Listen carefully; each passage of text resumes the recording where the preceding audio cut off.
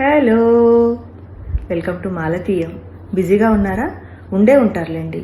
ఈ రోజుల్లో ఆస్తి గురించో, చదువు గురించో, వాళ్ళకున్న టాలెంట్స్ గురించో, జాబ్ గురించో ఎవరు గొప్పగా చెప్పుకోరు.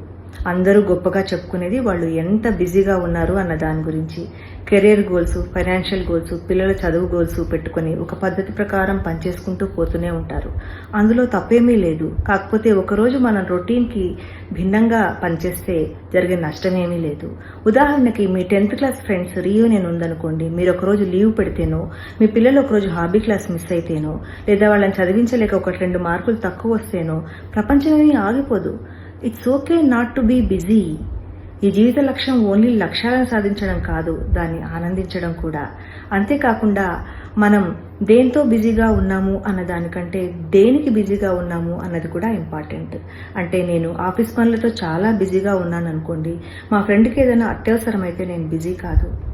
నేను పిల్లల్ని హోంవర్క్ చేయించడంలో బిజీగా ఉన్నాను అనుకోండి, మా ఫ్రెండ్ ఇంట్లో ఏదైనా గెట్ టుగెదర్ జరిగితే నేను బిజీ కాదు.